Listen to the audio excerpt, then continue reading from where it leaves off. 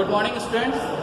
आज हम class 7 B का जलवायु और मिट्टी देखेंगे चैप्टर। उस बिल्डिंग में कितना कोर्स हुआ है, अगर ये पढ़ाया जा चुका है तो आप मुझे बता दीजिएगा, क्योंकि कॉलोनी वाली बिल्डिंग में कितना हुआ मुझे पता नहीं है। मैं यहाँ के हिसाब से पढ़ा रहा हूँ। फिजिक्स केमिस्ट्री का मोस्टली पार्ट मैंने खत्म कर दिया है और अब बायो और थोड़ा सा जो ज्योग्राफी का पार्ट है, ये सब चीज़ें ज्योग्राफी में मिल जाती हैं, तो ये सब चीज़ें बची हुई हैं। बाकी अगर आपको प्रॉब्लम आ रही है तो आप बता सकते हैं, वो चीज़ें मैं दोबारा पढ़ा दूँगा, या फिर अगर रिस्पांस नहीं मिल रहा है ग्रुप में आपको तो आप पर्सनली कॉल करके भी कंफर्म कर सकते हैं और अपने प्रॉब्लम का सलूशन पा सकते हैं। चलिए अब शुरू करते हैं। जलवायु और मिट्टी। वैसे इंग्लिश मीडियम की बुक में भी ये चैप्टर है, हिंदी मीडियम में और इंग्लिश मीडियम के यहाँ के बच्चों को मैं पढ़ा चुका हूँ। जलवायु क्या होती है, मौसम, जलवायु, ये सब पढ़ाया जा चुका है, लेकिन फिर से ये चैप्टर स्टार्ट कर रहे हैं। ये मान करके कि इस वाली मीटिंग ने बच्चों ने ये पढ़ नहीं पढ़ा। बाकी अगर आप लोगों को दिक्कत है या आप कितना पढ़ चुके हो, ये आप अपना सिलेबस मुझे बता दीजिएगा तो मैं उसी हिसाब से फिर देखता हूँ। और अगर फिजिक्स केमिस्ट्री का कोई टॉपिक है, आप लोगों को प्रॉब्लम आ रही है तो आप बता सकते हैं, वो मैं दोबारा पढ़ा दूँगा, उसमें मुझे कोई दिक्कत नहीं है। अब शुरू करते हैं हम अपना टॉपिक। जलवायु क्या होती है। जलवायु हो गया, उसके अलावा मौसम हो गया, दुनिया भर की चीज़ें हो गई, सबको मिल करके पढ़ना शुरू करते हैं। थोड़ा प्रैक्टिकली भी देखेंगे है क्या चीज़ें। किताब की तो है, हिंदी है, हिंदी में लिखी किताब है, आप पढ़ सकते हो घर में आराम से, पर वो चीज़ें फैक्ट्स काम कैसे करते हैं रियल में, उस पर हम फोकस करते हैं। जैसे कि सबसे पहला है जलवायु, लेकिन जलवायु नहीं, पहले पढ़ेंगे मौसम। मौसम क्या होता है? मौसम मतलब कि हर दिन कैसा रहा उसको जानना, अलग अलग पैरामीटर्स पर। अब ये कैसा हुआ, टूटा फूटा डेफिनेशन है। अब इसका एक एक वर्ड समझते हैं। मतलब कि मान लीजिए आज का मौसम है, आज सुबह गर्मी कितनी थी, मतलब टेम्परेचर क्या था, हवा में नमी कितनी थी, आर्द्रता कितनी थी, वो हो गया। इसके अलावा वायुमंडलीय दाब कितना था, उसके बाद दोपहर में टेम्परेचर कितना हो जाएगा, बारिश होने की संख्या कितनी है, पर्टिकुलर एक दिन के लिए। ये नहीं बोला पूरे महीने के लिए। जब भी आशंका की जाती है तो बोला जाता है 1-2 दिन में बारिश हो सकती है, मतलब 2-3 दिन ले सकते हैं हम लोग कि 2-3 दिन में बारिश होने की आशंका है, आज बारिश होने की आशंका, ये बोला जाता है। ये मौसम बताया जाता है। मौसम का हाल न्यूज़ में आप देखते होंगे। तो पैरामीटर्स क्या है, तापमान कितना रहेगा, आर्द्रता कितनी रहेगी, बारिश होने की संख्या कितनी है, बारिश हो सकती है नहीं हो सकती है, तो ये चीज़, ये सब पैरामीटर्स होते हैं। ये सारे पैरामीटर्स को हम लोग समझ करके अनुमान लगाते हैं कि मौसम कैसा रहने वाला है। तो ये थोड़ा बेसिकली मौसम कि छोटे समय के लिए। जलवायु क्या होता है, उम्मीद करते हैं मौसम समझ आ गया होगा आप लोगों को। अब बात करते हैं जलवायु क्या होती है। तो जलवायु में कुछ ज़्यादा खास नहीं है। जलवायु मतलब कि लंबे टाइम पीरियड के लिए, मौसम क्या था छोटे टाइम पीरियड के लिए था। जलवायु जैसे कि इंडिया ले लें और इंग्लैंड ले लेते हैं। इंग्लैंड में क्या होता है, ज़्यादातर ठंडा रहता है। इंडिया में ठंडी भी होती है, गर्मी भी होती है, बरसात भी होती है, लेकिन अगर देखा जाए तो मोस्टली मैक्सिमम टाइम गर्मी रहती है यहाँ पे। 2 से 3 महीने की ठंडक पड़ती है। 10 नवंबर में हल्की सी ठंडक होती है, दिसंबर, जनवरी, फरवरी, उसके बाद फिर कम होना शुरू। इसके अलावा 12 महीने में ये हटा दी जाए, 3 महीने 4 महीने, उसके बाद 8-9 महीने गर्मी। तो यहाँ की कही जाएगी कि गर्म जलवायु होती है। वैसे इंग्लैंड की बोली जाएगी ठंड जलवायु होती है।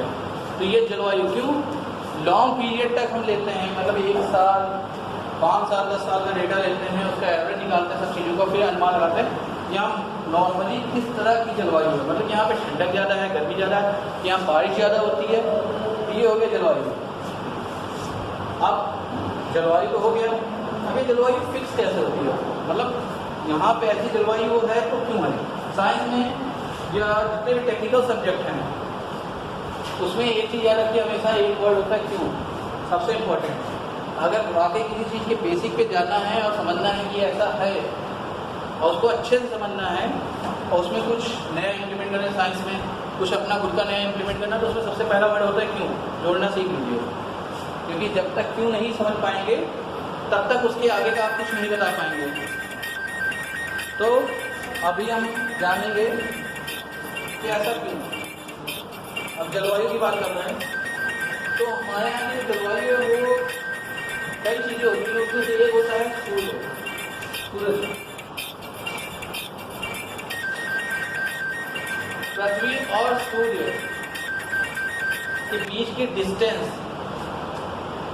ठीक है, जब हमने पढ़ाया था तो बताया था कि सूर्य के, अभी आगे हेवनली बॉडी पढ़ेंगे 8th क्लास में, उसमें भी ये चीज़ आएगी। अभी यहाँ 7 के लिए समझिए, सूर्य और पृथ्वी के बीच की जो दूरी है उससे होता है क्या, सूरज का प्रकाश पृथ्वी तक पहुँचता है। अब कितने डिग्री पे पड़ रहा है, कहीं पे कम ज़्यादा पड़ रहा है, ये उसके हिसाब से पड़ता है कि वहाँ की जलवायु कैसी होने वाली है। जैसे पृथ्वी में ध्रुवीय प्रदेश होते हैं, उत्तरी ध्रुव और दक्षिणी ध्रुव, यहाँ पे सूर्य का प्रकाश सीधा नहीं पड़ता है, वहाँ ठंड रहता है, दिन रात वहाँ के लंबे होते हैं। इसके अलावा भूमध्य रेखा और भूमध्य रेखा होगी, भूमध्य रेखा के आसपास के जो इलाके होते हैं जहाँ पे सूर्य के प्रकाश सीधा पड़ता है, वहाँ गर्म इलाके होते हैं ज़्यादातर। तो ये सब चीज़ें हैं कि कहाँ पे कितना सूर्य का प्रकाश पड़ रहा है, सन किस तरीके से वहाँ पे पड़ रहा है। ये किताब में ये चीज़ दे रखा है, सूर्य ताप का वितरण, ये सूर्य की किरणों की तीव्रता की उपलब्धता। जैसे विषुवत-रेखीय प्रदेश सूर्य का ताप वितरण संसार के अन्य स्थानों से अधिक रहता है। तो ये तो सबसे मेन था सूर्य। इसके अलावा वायु का बहाव, वायु में नमी, ऊंचाई का प्रभाव, ये सब चीज़ें भी होती हैं। अब ये कैसे होती हैं इनको हम समझते हैं। तो अगर वायु का प्रवाह की बात करें कि अगर कहीं पे हवा तेज चल रही है, तो हवा अगर तेज चल रही है, वायु का प्रवाह कैसे है, कहीं भी देखिए अगर अच्छी हवा चल रही है तो वहाँ पे मौसम थोड़ा ठंडक सा लगता है। इसके अलावा ऊंचाई दिया हुआ है और भी पैरामीटर्स हैं। अभी वायु के प्रवाह में जैसे बताया कि वायु का प्रवाह तेजी से चल रहा है, ये फायदेमंद चीज़ें हैं। वायु के प्रभाव से स्थान की जलवायु प्रभावित होती है। संसार में किसी भी भाग में वायु पूरे साल अपनी दशा बदलती रहती है। उत्तरी भारत में आप गर्मी का अनुभव करते हैं, क्योंकि गर्मी के मौसम में हवाएं शुष्क हो जाती हैं, वर्षा के मौसम में आर्द्र हो जाती हैं। तो हवाएं, तो ये हवाएं की ये तो main cheese speed of air, कि हवा कितनी तेज बह रही है।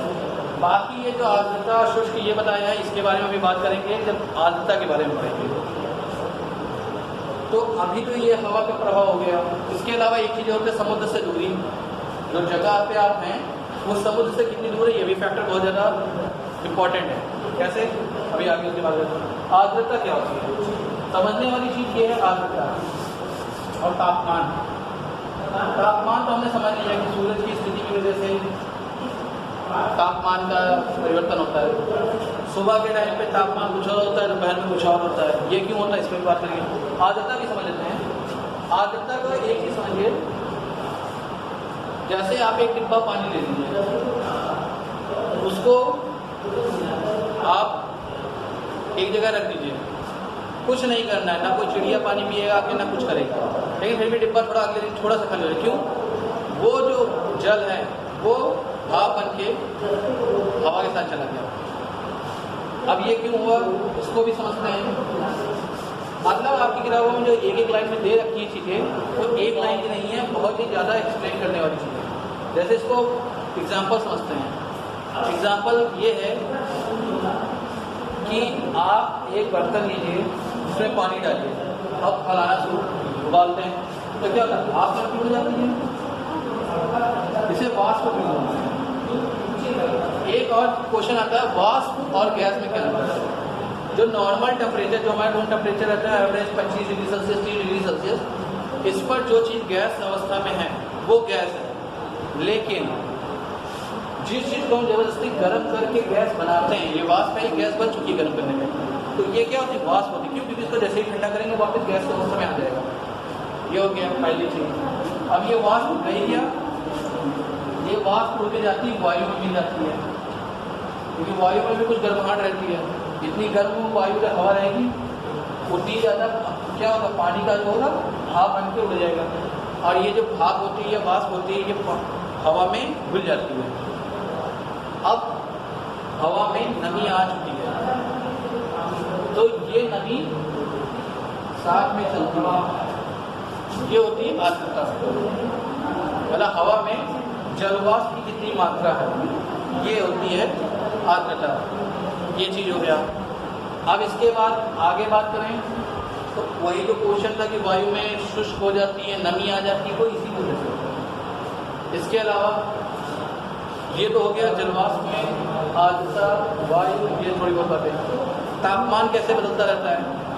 तापमान बदलने का देखिए, सूरज की स्थिति पृथ्वी में अलग अलग टाइम पे अलग अलग पड़ती रहती है। सुबह के टाइम पे जब सूरज की प्रकाश पड़ता है आगे, तब हवा ठंडी रहती है, जमीन ठंडी रहती है। धीरे धीरे वो गर्म होने लगता है और गर्म होने की वजह से जमीन जब गर्म होती है, दीवारें गर्म हो जाती है, उसकी वजह से टेम्परेचर बढ़ने लगता है।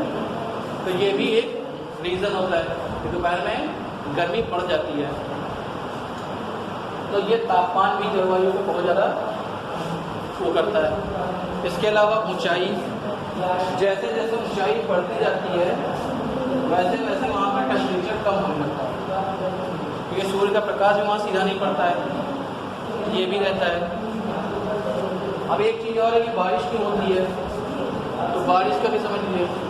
जैसे कि ये जलवाष्प है वायु में इकट्ठा है, जलवाष्प में एक क्वालिटी होता है, थोड़ी पहले जैसे बताया, जैसे एक ये बर्तन है, ये भाप उड़ी गर्म करने, उसको हमने गर्म किया तो ये भाप उड़ी। अगर हम ऊपर एक प्लेट लगाते हैं तो ये भाप जाके प्लेट में टकराती है, प्लेट ठंडी होती है तो वहाँ पानी की बूंदें इकट्ठा हो जाती है। क्यों? ठंडा होने के बाद वो वापस द्रव या लिक्विड फॉर्म में आ जाता है, पानी के फॉर्म में आ जाता है। अब ये जो दोबारा पानी के फॉर्म में आ गया है, यही चीज़ होता है रियल में भी, बारिश में भी होता है। कैसे? मान लीजिए ज़्यादा गर्मी थी तो जलवाष्प जाता है, लेकिन टेम्परेचर एकदम से कम हो जाए तो तापमान जैसे ही कम होता है, ये जो नमी होती है पानी की छोटी छोटी बूंदों में बदल जाता है और बरसने लगता है। और मान लो तापमान बहुत ही ज़्यादा कम हो जाए, ये पानी की बूंदें जो होती हैं बर्फ़ के रूप में बदल जाती हैं, ताकि उससे क्या होता है, गोले पड़ने लगते हैं। तो बारिश क्यों होती है ये थोड़ा बहुत बता दिया, आर्द्रता क्या होती है वो भी बता दिया, तापमान बता दिया, ऊंचाई का प्रभाव बता दिया, सूर्य की स्थिति बता दी। तो ये जो पैरामीटर्स थे इनकी बातें हो गई। अब जलवायु का जीवधारियों में प्रभाव, मतलब जलवायु का जीवधारियों में क्या प्रभाव पड़ता है? तो बहुत प्रभाव पड़ता है। कैसे? एक चीज़ और है, अभी हमने खासकर उस स्थिति वाले बच्चों को पढ़ाया नहीं है, तो अगर कोई प्रॉब्लम उनको आती है, समझ में नहीं आता, तो फ्रैंकली होके बताइए, डरने की कोई जरूरत नहीं है, टेंशन फ्री होके बताइए। जहाँ भी समझना है कोशिश की जाएगी दोबारा समझाना है पूरी, क्योंकि लिखाते हम कम हैं, समझाने पे ज़्यादा फोकस रहता है। तो अगर समझ नहीं आ रहा, कुछ चीज़ें हैं जो किताब के साथ हो सकता है बाहर की चले जाएँ कभी बताते, क्योंकि जब तक वो चीज़ें नहीं पता होंगी तब तक किताब का समझ में नहीं आएगा। तो कभी कभी पिछली क्लास का बताने लगते हैं, कभी कभी आगे की क्लास का भी बताने लगते हैं, तो उसका टेंशन न लीजिए। और अगर समझ ना आए कोई चीज़ तो बिना किसी टेंशन, बिना किसी डर के बिल्कुल फ्रैंकली आराम से बता दो। अब इसके आगे अगर देखें तो जीवधारियों यानी जो जीव जंतु होते हैं उनमें क्या प्रभाव पड़ता है। अब प्रभाव की बात करें तो जैसे कि जलवायु कहीं गर्म है, कहीं सर्दी दी है, तो जीवधारियों में क्या प्रभाव पड़ेगा? सीधी सी बात है, कोई जीव कहीं रह रहा है। छोटा सा एग्जाम्पल लेते हैं, हम लोग हैं, अभी साउथ इंडिया का आदमी जो साउथ में रहता है वहाँ गर्मी ज़्यादा होती है, वो गर्म जगह, वहाँ की जलवायु कैसी है? गर्म है, ज़्यादातर वहाँ पे गर्मी रहती है, तो गर्म जगह के लिए रहने के आदी हो चुका है। अगर उसको कश्मीर भेज दिया जाए एकदम से, उसकी तबीयत खराब हो जाती है, मैक्सिमम लोगों की तबीयत खराब हो जाती है, जुकाम हो जाता है। या अगर उनको नहीं होना है जुकाम तो कैसे बचाव करेंगे? स्वेटर पहनेंगे, टोपा लगाएंगे। मतलब साउथ का आदमी जो गर्म इलाके में वहाँ के रहने के लिए तो अपने आप को ढाल चुका है, लेकिन ठंडे इलाकों के लिए वो वहाँ के लिए रहने के काबिल नहीं है, यानी वो अनुकूलित नहीं है। अनुकूल होना मतलब किसी जगह पे किसी तरीके से रहने के आदी हो जाना, आपकी आदत में आ जाना कि आप वहाँ रह सकते हो, ये होता अनुकूलन। जैसे कोई परिस्थिति है आप उसके आदी हो जाते, यानी अनुकूलित हो गया, तो वहाँ पे उसके अनुकूल नहीं है। लेकिन वो अनुकूल अपने आप को बनाने के लिए क्या करता है? टोपा, ये सब, जैकेट, कोट, ये सब पहन लेता है। तो ये चीज़ हो गया कि उसने अपने आप को वहाँ के लिए अनुकूलित बना लिया। लेकिन जानवरों में क्या, जानवर तो ये सब करते नहीं है। अगर वो कोई गर्म जगह का जानवर है तो उसको ठंडी जगह भेजा जाए तो उसे ठंड लगेगी, तो वो कैसे आपको बचाएगा, क्योंकि वो तो स्वेटर पहनेगा नहीं। तो ये बहुत इंपॉर्टेंट फैक्टर है कि कोई भी चीज़ होता है वो जलवायु उस पर डिपेंड करती है कि उसकी बॉडी किस जलवायु में रहने के आदी है। क्योंकि जानवरों ने अपने आप को ढाल रखा है, जहाँ रहते हैं वहाँ की जलवायु के अकॉर्डिंग ढाल रखा है। अभी इसको थोड़ा सा और एक्सप्लेन करेंगे। जैसे पोल बियर है, जो भी प्रदेशों में जो भालू रहते हैं वो सफ़ेद रंग के होते हैं, उनकी खाल मोटी होती है तो ठंड से बचे रहते हैं।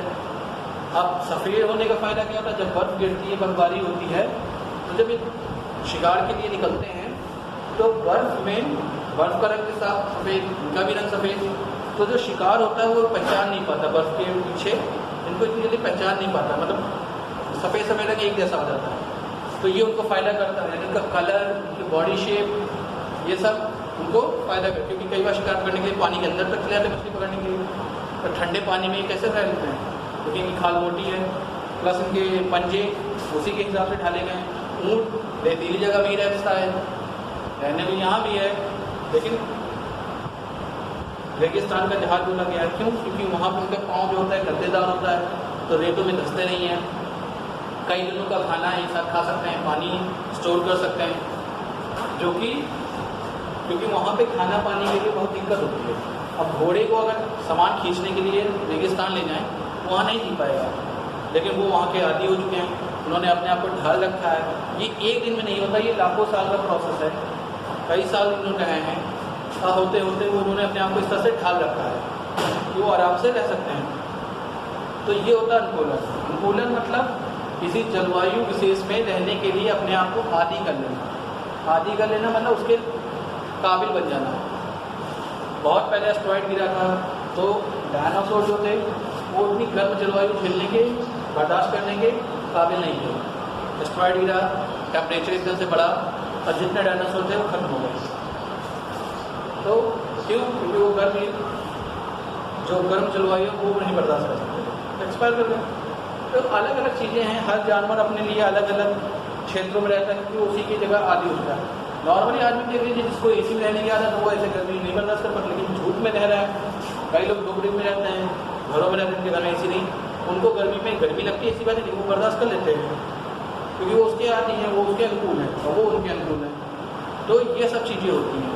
तो अनुकूलन यही होता है कि हर जीव अपने क्षमता के हिसाब से, अपने शरीर की बनावट के हिसाब से उन्हीं जगह पे रहता है जहाँ के वो काबिल वो हो सके, जहाँ के अनुकूलित वो हो सके।